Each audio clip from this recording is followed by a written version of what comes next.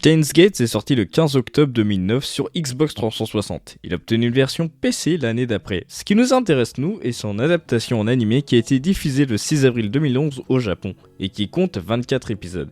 C'est du 22 juin 2011 au 22 février 2012 que sortira les Blu-ray de la série qui contenait, contrairement à la diffusion à la télévision, l'OAV qui correspond à l'épisode 25. Lorsque la série sera rediffusée en 2015, un nouveau AV sera montré, servant à faire la promotion de Steins Gate 0. Un doublage anglais produit par Funimation verra le jour en 2012. Après une recherche assez compliquée, il semblerait que la version française a vu le jour en 2016 avec l'édition Live-Omen Integral Collector du Blu-ray produit par Daybakes, qui avait d'ailleurs sorti le gros budget pour la vidéo d'annonce avec des effets spéciaux de ouf.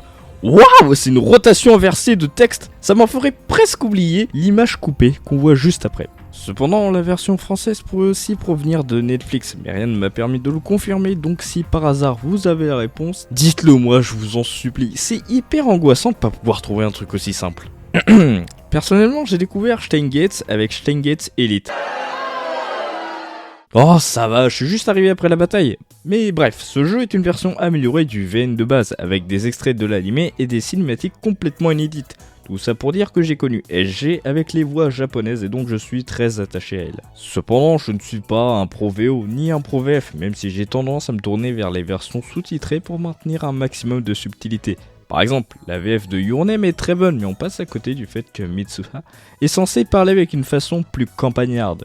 Néanmoins, je donne toujours leur chance au VF car souvent on a de très bonnes surprises, comme celle d'Hyrule Warriors l'ère du fléau ou celle de Midnight Gospel. J'aime bien les VF car souvent l'humour passe beaucoup mieux et on se sent plus investi. C'est toujours marrant le début du visionnage d'une version traduite car ça ressemble à ça. C'est donc ça sa voix VF. Oh, ils ont traduit ça comme ça. Pas mal, on se prend pour des putains de détectives. Bon allez, c'est parti. Tout d'abord, ce qui surprend avec la VF, c'est sa fidélité à l'œuvre originale. Par exemple, que Mayushi est l'otage officiel de Karin. Mayuri parle à la troisième personne, ce qui est une façon commune pour les enfants japonais de s'exprimer. Je dois être assez fasciné, car en français ça ne se fait pas spécialement. Aussi, j'aime beaucoup l'effort de prononciation qu'il y a pour le mot Steins Gate. C'est proche de la VO. Steins Gate. Non, parce que moi, jusqu'ici, je disais Steins Gate. Oui, je sais, je suis un cas social. Mais bref.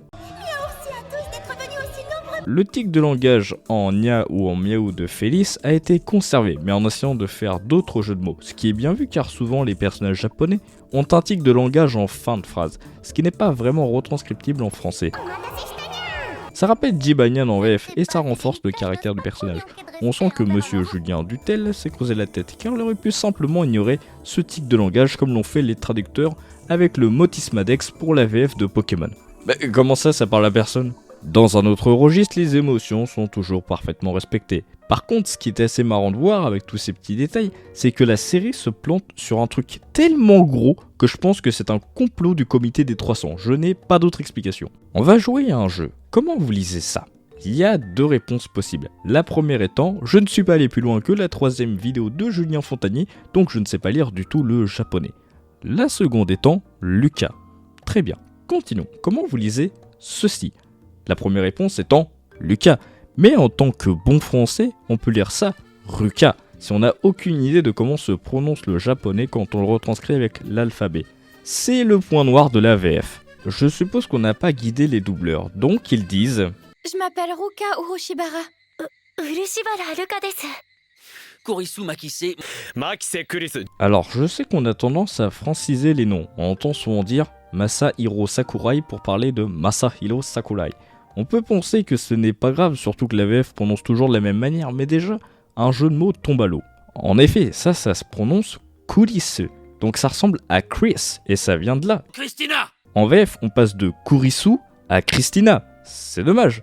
Ce qui est intéressant de noter, c'est que pour la traduction anglaise du VN, ils ont retranscrit Lucas avec un L pour appuyer le son. C'est marrant de voir que dans la VA, ils font l'effort de la prononciation. Kurisu.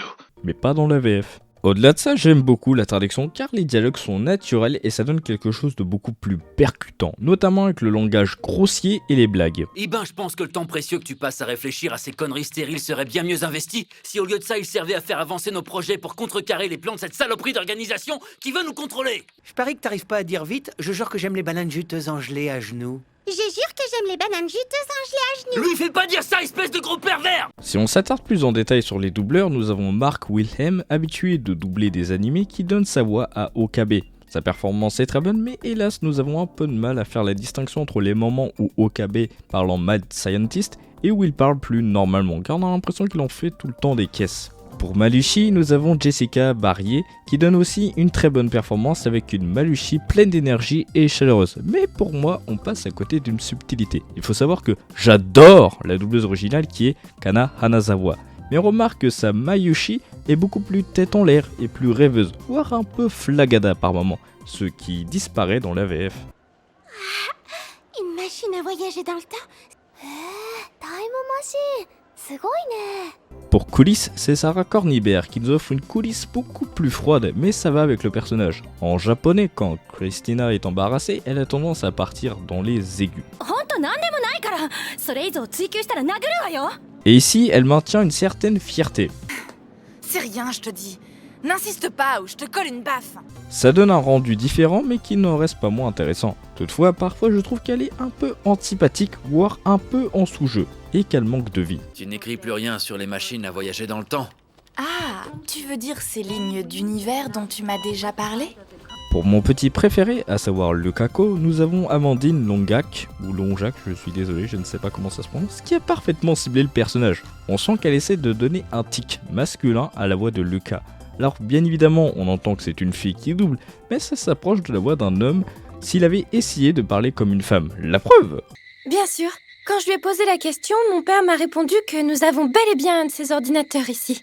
Bien sûr. Quand je lui ai posé la question, mon père m'a répondu que nous avons bel et bien de ces ordinateurs ici. Je suis loin d'avoir une voix très féminine, mais je trouve qu'il y a quelque chose qu'on sent vraiment que le trait masculin a été appuyé. Pour Dalu, nous avons Laurent Pasquier, et j'ai du mal à comprendre. En VO, le doubleur a une voix randouillarde et qui appuie le côté peureux et gros entre guillemets du personnage. En VF, j'ai revu quelque chose qui se rapproche de la voix d'Homer Simpson. Mais au final, il se retrouve avec une voix classique et on perd en personnalité. Pour le reste des doubleurs, c'est du bon travail. Mention spéciale à Julien Dutel pour Mr. Brown, car avec sa voix très grave, ça donne un super résultat. Mayuri, je sais vraiment pas ce que tu lui trouves à ce zozo, tu perds ton temps. Voilà, c'est tout ce que j'avais à dire sur la VF de Steins Gate, qui, à mes yeux, est très bonne. Le but n'est pas de savoir s'il est mieux de regarder en VF ou en VO, on s'en moque, c'est votre choix. Je voulais juste noter les points faibles et les points forts. Sur ce, n'hésitez pas à dire ce que vous en pensez, et au revoir. C'est à moi que tu parles comme ça? T'es un grand malade.